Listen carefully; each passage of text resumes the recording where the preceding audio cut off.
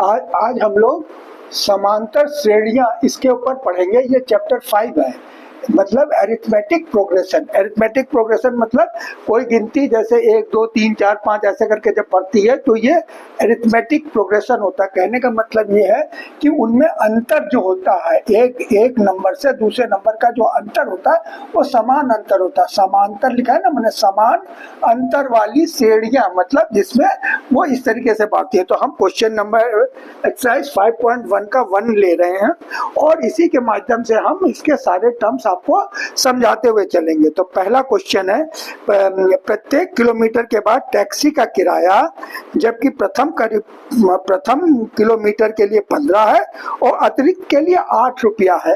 तो देखिए, जो पहला वाला किराया होता है उसे A1 माना जाता है। A1 माने पहला किराया 15 रुपए है और A2 कितने के लिए कह रहा है कि 15 + 8 हाँ इजिकल टू 23। और तो A3 कह रहा हर एक में ऐसे ही बढ़ रहा है 23 + 8। तो यहाँ पे आप देखिए कि अंतर जो है इनका वो समान है, माने हर एक में अंतर बराबर आ रहे हैं। तो जब ये अंतर को हम लोग क्या बोलते हैं यहाँ पे, सार्व अंतर बोलते हैं, माने डिफरेंस, कॉमन डिफरेंस, इसको बोलते हैं कॉमन डिफरेंस। ठीक है, कॉमन डिफरेंस, सार्व अंतर जो है इसको D से प्रकट किया जाता है। इसका साइन क्या है, D है, D लिखा जाता है। और A क्या होता है, A होता है उसका नंबर, की मतलब कितने नंबर पे हम चल रहे हैं, A का दूसरा है कि तीसरा है, इस तरीके से A के बारे में बात होती है। जैसे A का तीसरा 23 है, अब 23 8 कितना हो जाएगा, 8 × 31, इस तरीके से। तो ये क्या है, चूंकि इसमें बराबर अंतर है, सार्व अंतर है तो ये क्या है, ये इट इज ए AP, समांतर श्रेणी। अरिथमेटिक प्रोग्रेशन को शॉर्ट में हम लोग क्या लिखते हैं, A और P लिखते हैं। तो जब आपसे AP पूछा जाता है इसका मतलब समांतर श्रेणियों के बारे में बात हो रही है। तो ये आपका AP हो गया पहला वाला। दूसरा वाला ये क्वेश्चन, किसी बेलन में उपस्थित हवा की मात्रा प्रत्येक वायु निकलने वाले पंप प्रत्येक बार बेलन को शेष हवा का 1/4 भाग बाहर निकाल देती है। यानी कि वो हर बार हवा कितना निकालती है, बची हुई हवा का 1/4, शुरू का 1/4 नहीं। तो हर बार क्या होगा, जैसे मान लीजिए कि शुरू में मान लीजिए उसका जो भी है, मान लीजिए 10 है, तो 10 में से 1/4 भाग बाहर कर, 1/4 भाग 10 का 1/4 मतलब कितना हो गया, 2.5 हो गया, 1/4 हो गया ना। अब अगली बार वो क्या करेगा, 10 में से 2.5 घटा देंगे तो 7.5 का 1/4 करेगा। नेचुरली 10 का 1/4 और 7.5 का 1/4 दोनों क्या होंगे, आपस में बराबर नहीं हो सकते हैं। अब 5 को 20 का 0 हाथ में 2 है, 7 28 29 3, हाँ तो ये हो गया 3, 5 को 20 का 0 हाथ में 2, 7 28 29 30, बची हुई हवा का 4 दूना 8, 4 पंजे 20 और 7.5 को 4 से अगर भाग दे देंगे तो 4 से अगर 7.5 को भाग देंगे, 4 4 3 7 4 6 15 हुआ, 4 दूना 8 हुआ, 4 दूना 4 3 12, तो ये लगभग 2.3 आ रहा है। तो देखिए ये अंतर बराबर नहीं है, चूंकि यहाँ सार्व अंतर बराबर नहीं है तो ये नो हो जाएगा। ठीक है, ये हुआ क्वेश्चन नंबर 1 2 का 1 और ये हुआ 1 का 2, फिर 1 का 3। तो ये चूंकि सार्व अंतर मतलब D बराबर नहीं है, पहले में D इतना दूसरे में D इतना ना, तो बची हुई का हवा निकाल रहा है ना, तो इसलिए ये नहीं हो सकता है। फिर इसके बाद थर्ड है, प्रत्येक मीटर की खुदाई के बाद कुएं में आई लागत प्रथम मीटर की खुदाई 150 है और बाद के प्रत्येक मीटर में 50 बढ़ता है। तो ये बिल्कुल ऐसा ही है कि मतलब प्रथम A1 में कितना है, A1 में 150 है और A2 A3 में कितना कह रहा है, बाद में 50 बढ़ जाता है, 150 + 50 200 हो जाएगा और अगली बार क्या हो जा रहा है, 200 + 50 250।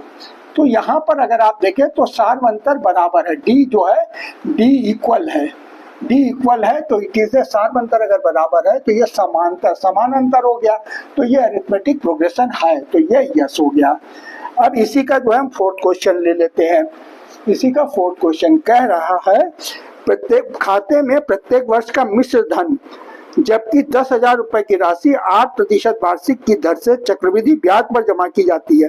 तो जब कोई चीज चक्रवृद्धि ब्याज पे जमा करते हैं तो हर साल ब्याज पर भी ब्याज लग जाता है नेचुरली, क्योंकि ब्याज पर ब्याज लगता है, ब्याज पर ब्याज लगता है, ब्याज पर ब्याज लगेगा तो हर साल बराबर नहीं होगा, हर साल बराबर ब्याज नहीं होगा, हर साल बराबर ब्याज नहीं होगा तो डी जो है इसलिए डी बराबर नहीं होगा, इसलिए सार्व अंतर, इसलिए क्या हो जाएगा सार्व अंतर बराबर नहीं होगा,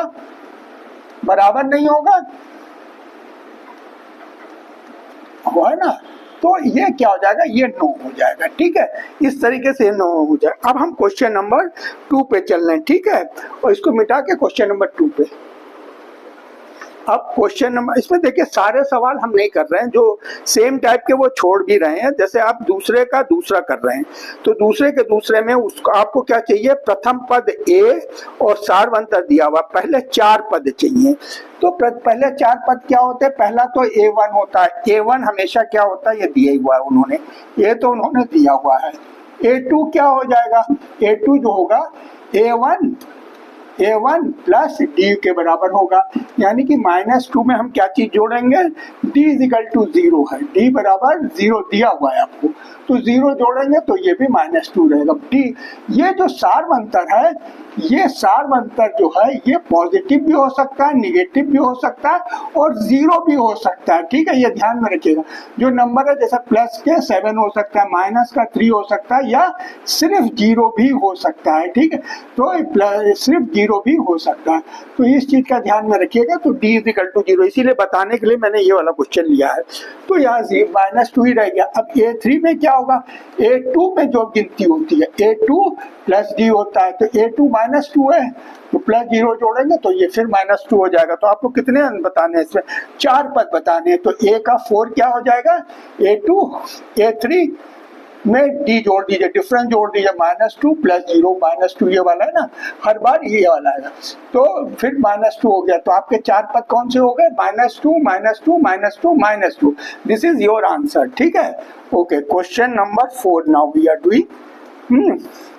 a = -1 है, दिया हुआ है, तो a = -1 है और d = 1/2 है। तो A1 कितने का हो जाएगा, A1 हो जाएगा -1 के, A2 कितना हो जाएगा, A2 हो जाएगा, A2 जो आपका हो जाएगा A1 प्लस d। तो आपका A1 कितना है, माइनस का 1 है और प्लस का कितना हो जाएगा, प्लस के 1/2। तो आंसर कितना बचेगा, दोनों अपोजिट साइन है ना, तो आपस में घट जाएंगे और बड़ी गिनती का निशान ले लेगा, तो बड़ी गिनती का निशान लेगा और घटने के बाद में आधा बचेगा। तो A3 अगर आप लेंगे तो कितना हो जाएगा, A2 प्लस d। तो A2 कितना है, -1/2 और d कितना है, 1/2 प्लस 1/2। अपोजिट साइन से घट जाएंगे आपस में और निशान क्योंकि दोनों बराबर है तो कुछ भी नहीं रह जाएगा। तो यहाँ पे ये हो जाएगा 0 और A4 क्या हो जाएगा, A3 प्लस d। तो A3 है 0 प्लस 1/2 = 1/2। इस तरीके से आप 4 हो गए, 1 2 3 और 4। यहाँ पर एक बार और निकाल लीजिए चाहे तो आप, अगर निकाल 1 2 3 4 1 2 3 4 आ गया ना, ये तो क्वेश्चन दिया हुआ है। तो ये चौथा नंबर सवाल हो गया। इसी तरीके से आप बाकी भी कर सकते हैं। अब 3rd नंबर सवाल पे जा रहे हैं। 3rd का 2nd हम लोग करने जा रहे हैं। 2nd में आपको क्या बताना है, निम्नलिखित में प्रत्येक प्रथम पद और सार्व अंतर। तो प्रथम पद क्या होता है, वो A होता है, A1 होता है, और सार्व अंतर को क्या बोलते हैं, D बोलते हैं। तो प्रथम पद पहले वाले में क्या होगा, A = -5, जो पहली वाली गिनती होती है। और डिफरेंस हम कैसे निकालते हैं, किन्हीं भी 2 गिनतियों के बीच का डिफरेंस। तो हम लोग क्या करेंगे, A2 में से A1 को घटा दे तो हमारा आ जाएगा डिफरेंस। A2 कितना दिया हुआ है, A2 दिया हुआ है -1, इसमें से हमें क्या घटाना है, A1 -5 है, तो देखिए ये माइनस का 1y, जब दो साइन होते हैं अगल बगल और अलग अलग साइन होते हैं तो हम क्या करते हैं, ब्रैकेट लगा लेते हैं, ये ध्यान रखिएगा। तो अब ये माइनस माइनस ही हो जाएगा प्लस का 5, दोनों अपोजिट साइन है तो आपस में घट जाएंगे, निशान बड़ी गिनती का लगेगा, तो प्लस के 4। ये जो कौन सा निशान आता है, बड़ी गिनती, छोटी गिनती, प्लस माइनस, ये सब हमने एक वीडियो डाला है भिन्न के नियम, उसमें हमने ये सब बातें बताई, आप चाहे तो वो भिन्न के नियम देख सकते हैं, ठीक है। अब इसी तरीके से तो d बराबर 4 के हो गया, a बराबर इसके हो गया। तो अब आपको बताने प्रथम पद और सारवंतर तो हो तो गया, प्रथम पद ये हो गया, प्रथम पद ये हो गया, सारवंतर ये हो गया। इसी तरीके से हमने थर्ड ले लिया, इसका थर्ड फ्रैक्शन में है 1/3, ये तो पहला वाला a1 क्या हो जाएगा, a1 हो जाएगा 1/3 पहला वाला, और d बराबर क्या हो जाएगा, a2 माइनस a1, ठीक है। तो a2 यहाँ पर क्या दिया हुआ है, 5/3 माइनस 1/3, तो कितना बचेगा, 4/3, तो d इज इक्वल टू 4/3। ये आपके दोनों आंसर हो गए, ठीक है। अब हम चलते हैं क्वेश्चन नंबर 4 के सेकंड पर। क्वेश्चन 4 और सेकंड इसको मिटाएंगे। तो क्वेश्चन नंबर 4 का हम लोग यहाँ सारे सवाल नहीं कर रहे, थोड़े से कर दे रहे हैं, 4 का दूसरा ले रहे हैं। तो सबसे पहले तो आपको क्या करना है, पहले सारवंतर देख लीजिए। अगर यदि कोई एपी है, एपी तभी पता लगेगा जब उसका सारवंतर बराबर हो। तो हर सवाल में आपको क्या करना है, सारवंतर ही निकालना है। और सारवंतर कैसे निकालता है, पीछे वाली गिनती से उसके पहले वाली गिनती को घटा करके। तो सारवंतर पहले निकाल लेते हैं। इसमें d इज इक्वल टू क्या हो जाएगा, 5/2 माइनस 2। तो देखिए उसमें भिन्न के नियम आप देख लीजिएगा, वीडियो अच्छा है। तो यहाँ पे 2 आ जाएगा एलसीएम, और 2 की वजह से ये 5 रहेगा, लेकिन ये 1 है तो ये 2 बार हो जाएगा, 2 दूना 4, तो इज इक्वल टू 1/2 है। ये 1/2 यहाँ पे निकला। अब हम लोग इसके और भी अंतर निकाल के चलेंगे। ये तो एक बार हुआ हमारा, d इज इक्वल टू इतने आ गया। ये हमने कैसे निकाला है, हमने a2 माइनस a1 किया, ठीक है। अब और को भी चेक कर लेते हैं, मतलब जैसे a3 में से a2 को घटा के देख लेते हैं। तो a3 दिया हुआ है 3 और माइनस 5/2, ठीक है। तो इसका एलसीएम भी 2 हो गया, और यहाँ कुछ नहीं है तो 3 दूना 6 हो जाएगा, -5। तो देखिए 1/2 यहाँ पर भी आ रहा है। एक बार और चेक कर लेते हैं, मैंने a4 माइनस a3 करके देख लेते हैं। a4 दिया हुआ है 7/2, 7/2, और उसके पहले की संख्या कौन सी है, 3 है। तो इसको अगर घटाएंगे तो हो जाएगा एलसीएम 7 और 3 2 जा 6। जिसके नीचे कुछ नहीं होता वो इससे मल्टीप्लाई हो जाता है, ठीक है। उसमें एलसीएम भिन्न वाला सवाल देखिएगा, उसमें पूरा आपको समझ में आएगा ये कैसे बदलते हैं। तो 1/2 बचा, ठीक है। तो यहाँ देखिए सारवंतर बराबर आ रहे हैं, तो इसका मतलब इट इज एपी है। तो अगर ये एपी है तो इट इज एपी है। अगर ये एपी है तो क्या कह रहा है कि उसके 3 और पद लिखिए। तो आपका आखिरी पद कितना था, 7/2, a4 हो गया, तो a5 लिखना है, a6 लिखना है और a7 लिखना है। तो ये बराबर क्या हो जाएगा, a4 plus d, a4 plus d, और ये क्या हो जाएगा, a5 प्लस d, और ये हो जाएगा a6 प्लस d, ठीक है। तो ये एक एक करके सॉल्व कर देते हैं। a5 कितना हो जाएगा, a4 अभी आपके सवाल में ही दिया हुआ है 7/2, 7/2 प्लस 1/2 बराबर 8/2 बराबर 4 के हो गया। अब ये 4 हो गया, a5 क्या हो गया, 4 हो गया, 4 प्लस 1/2 मतलब 4 1/2 हो गया। अब a6 कैसे निकलेगा, a7 के लिए, अब ये a6 हो गया 4 1/2 प्लस 1/2, तो ये हो गया 5। तो आंसर कितने हो गए, 4 और 4 सही 1/2, और कितना हो गया, 5 हो गया, 4 सही 1/2 और 5। तो इस तरीके से ये आपने 3 और बता दिए, तो ये आंसर हो गया। इसी तरीके से हम इसका 5वां नंबर सवाल लेते हैं। अगली बार हमने जो है इसमें 5वां नंबर सवाल लिया जानबूझ करके। तो यहाँ पर देखिए आपको पहले डी निकालना है। डी कैसे निकालेंगे, ये तो a1 हुआ, तो ये a1 हुआ, तो डी कैसे निकलेगा, डी निकलेगा n2, ये n1 हुआ, ये n2 हुआ, ये कितना हुआ n3 हुआ, और ये कितना हुआ n4 हुआ, ठीक है।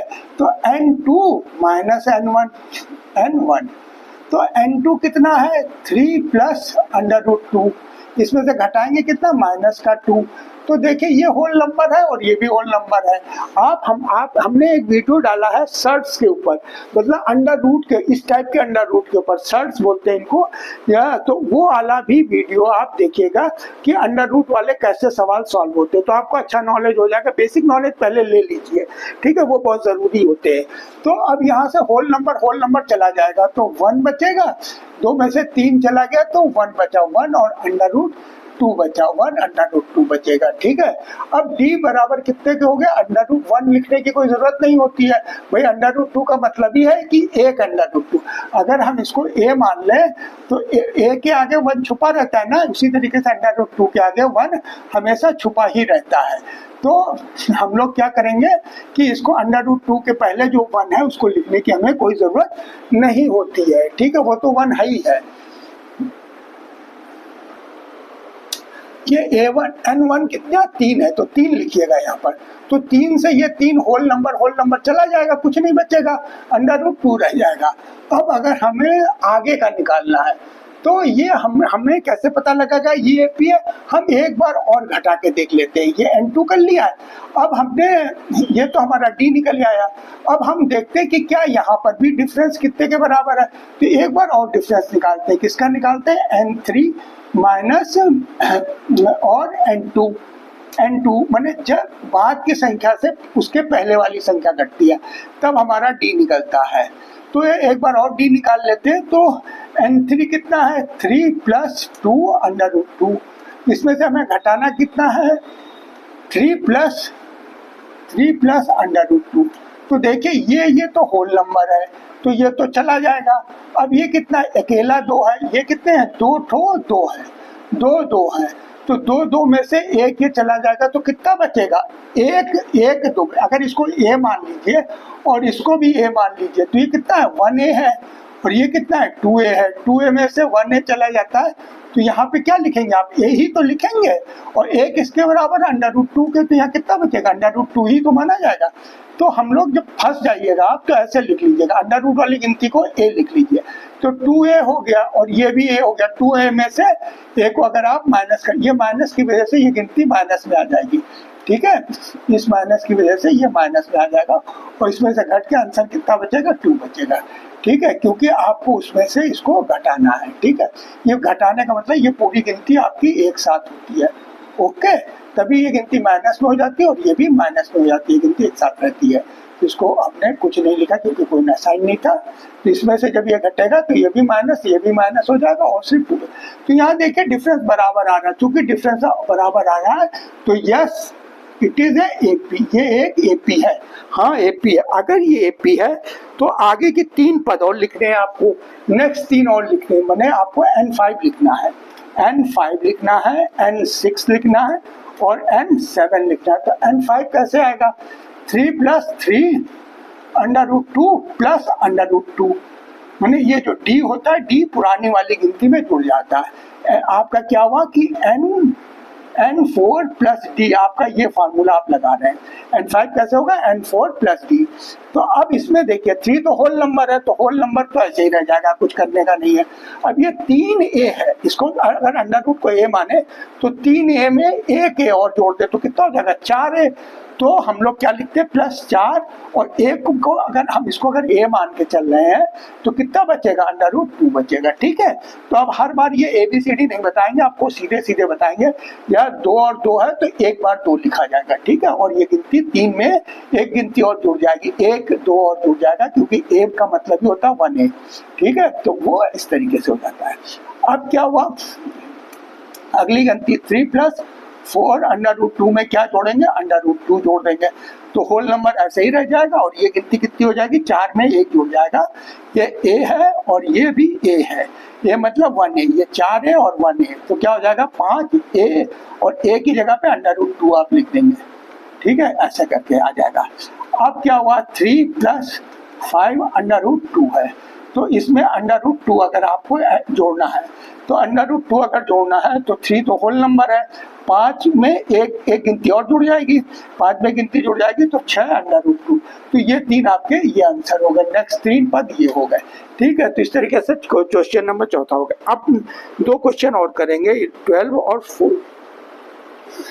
तो इसको ये क्वेश्चन नंबर चौथे का 12 नंबर, सारे सवाल नहीं कर रहे हैं, कुछ कुछ सवाल करते हैं ना, आप इन्हीं की बेसिस पे बाकी सवाल करिए, सब हल हो जाएंगे। बट जैसे बता रहे उसको ध्यान से सुनिए, और जो आपको बताया वीडियो उनको देख लीजिए, फिर आप आराम से कर सकते हैं, ठीक है। तो यहाँ पर क्या हो जाएगा, डिफरेंस पहले निकाल लेते हैं, डी निकाल लेते हैं। तो ये हमारा क्या है, N1 है, ये कितना N2 है, ये कितना N3 है, और ये हमारा N4 है, ठीक है। तो D बराबर कितने का हो जाएगा, N2 माइनस N1। तो N2 कितना है, √8 है, इसमें से √2 घटाना है। मैं बार बार कह रहा हूँ, मेरे वाला रूट शर्ट वाला जो हमने डाला है रूट्स वाला, तो वो आप देख लीजिए वीडियो, तभी आपको ये सब समझ में आएगा कि इसमें से वो कैसे घटता है, क्या होता है। तो देखिए 8 को हम इसमें से तभी घटा सकते हैं जबकि ये भीतर दोनों कॉमन हो। अभी क्या ये B है और ये A है, तो इसमें ऐसे नहीं घट पाएगा कि √B को √A से घटा दे, तो ऐसा नहीं संभव है, ठीक है। तो हमें यहाँ पर भी 2 लाना है, तो यहाँ पर 8 के पहले टुकड़े करेंगे, 2 दूना 4 दूना 8, तो ये पेयर हो गया, माइनस √2। तो चूंकि ये पेयर हो गया, तो ये एक बार ये तो एक ही पेयर है ना 2 का, तो 2 क्या हो जाएगा, बाहर आ जाएगा, और √2 हो जाएगा भीतर, माइनस √2। तो बराबर कितना बचा, 2 बचा। डिफरेंस क्या बचा, इसमें से ये चला जाएगा, और ये 2 √2 में से, सॉरी, ये 2 √2 है और ये 1 √2 है, तो 2 में से अगर 1 चला जाएगा तो कितने बचेंगे, 1 √2 बचेगा, ठीक है। अब इसी तरीके से हम इसको करके देख लेते हैं कि दूसरे वाले को, N3 माइनस N2। तो देखिए यहाँ पे 18 है और माइनस √8 है, तो अगर हम इसको तोड़े तो 3 3 9 9 2, ठीक है, माइनस, और इसको अगर तोड़ते हैं 2 × 2 × 2, तो ये तो पेयर में है, यानी कि पेयर वाला हिस्सा बाहर हो जाता है, बिना पेयर वाला भीतर रह जाता है, -2, और बिना पेयर वाला जो था वो भीतर रह गया। अब यहाँ देखिए 3 में से 2 गिनती अगर चली जाएगी तो एक गिनती 1 लिखते नहीं है, और ये बोला ना ये A है, तो जैसे ये है 3A, 3A में से 2A अगर घटाएंगे तो A बचेगा कि नहीं, 1 तो है ही, 1 बचेगा, और A में से घटेगा तो A बचना चाहिए ना, तो A मतलब √2, तो √2 बचेगा, और जैसे यहाँ पे 1 नहीं लिखते ऐसे यहाँ पे भी 1 नहीं लिखते, ठीक है। तो √2 यहाँ भी आ रहा है, यहाँ पर भी आ रहा है, क्योंकि डिफरेंस कॉमन है, सार्वंतर कॉमन है, तो इसलिए ये यस ये AP है।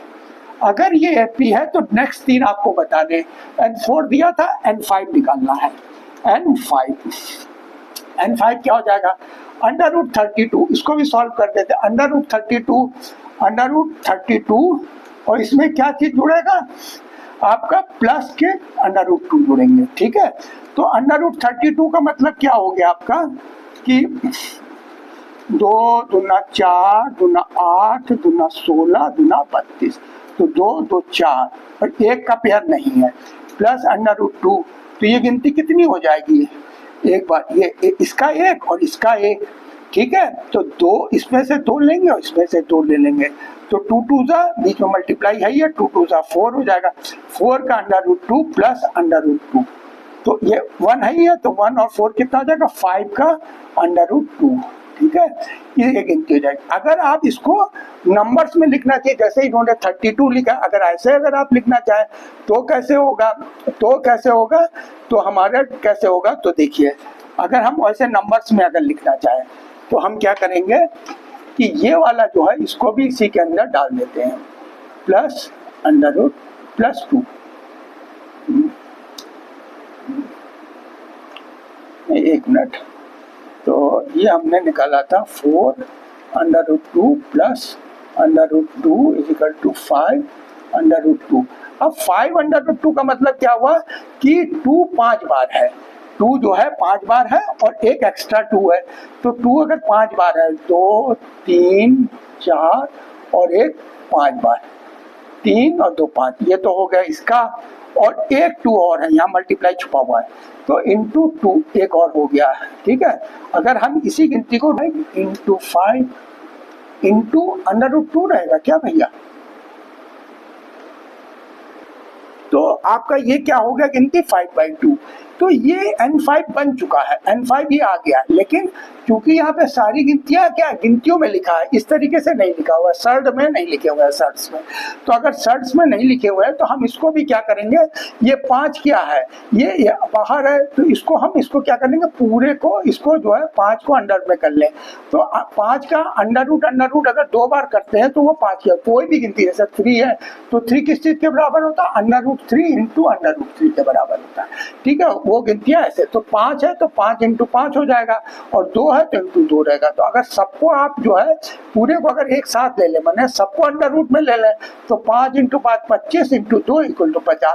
तो अगली गिनती कितनी हो जाएगी, √50 हो जाएगी आपकी, ठीक है। इसी तरीके से आपको N6 भी निकालना है, तो N6 बता रहे कैसे आ जाएगा।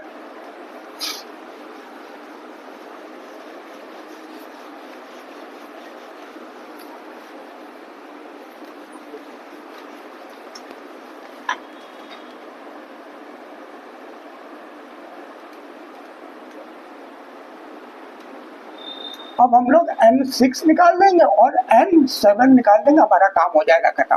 तो N6 कैसे निकलेगा, N6 निकलेगा √50 प्लस डिफरेंस आपने निकाला था, D निकाला था √2 के, ठीक है। तो ये दोनों को आपको जोड़ना है, तो 50 का ब्रेक पहले कर लीजिए, तो 5 इंटू 50 25 और दूना